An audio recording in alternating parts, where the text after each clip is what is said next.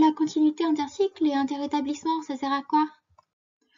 Changer d'établissement, changer de cycle peuvent être perturbants pour l'enfant. C'est donc un vecteur de stress.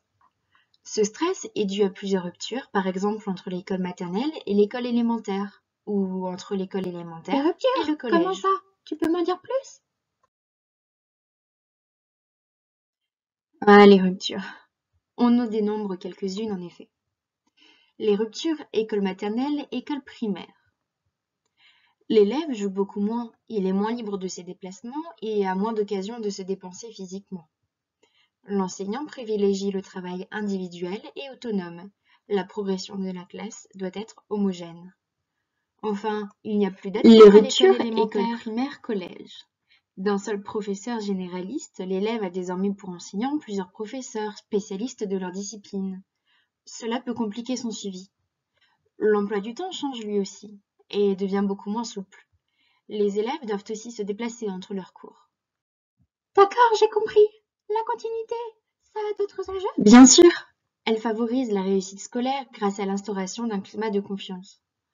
En plus, depuis la mise en place des programmes scolaires de 2015, les compétences à atteindre sont définies par cycle. La continuité école-collège est alors d'autant plus importante. Celle-ci a d'ailleurs été déclarée comme étant une priorité dans la circulaire de rentrée numéro 2017-45 de mars 2017.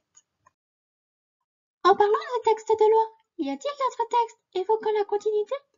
Effectivement, le gouvernement l'évoque aussi dans le socle commun de connaissances, de compétences et de culture.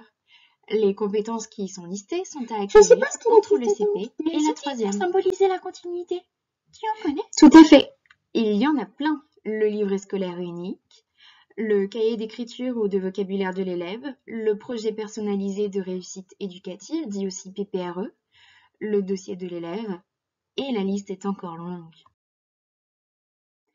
Et les profs, ils se voient aussi pour en parler? Les professeurs ont des instances dédiées pour préparer la continuité interétablissement. Le conseil des maîtres de l'école, par exemple, inscrit la continuité au projet d'école. Le conseil des maîtres de cycle décline alors le projet d'école. Il assure le suivi des élèves et élabore la programmation par cycle. Le conseil de cycle 3 est coordonné par le directeur d'école et le chef d'établissement du collège de secteur. Le conseil école-collège définit un programme d'action mis en œuvre dans des commissions école-collège pour la continuité école-collège. Il regroupe le chef d'établissement, l'IEN, des professeurs de collège et des enseignants des écoles du secteur.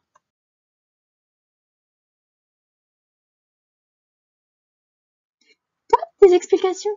Ça y est, j'ai compris la continuité intercycle et interétablissement.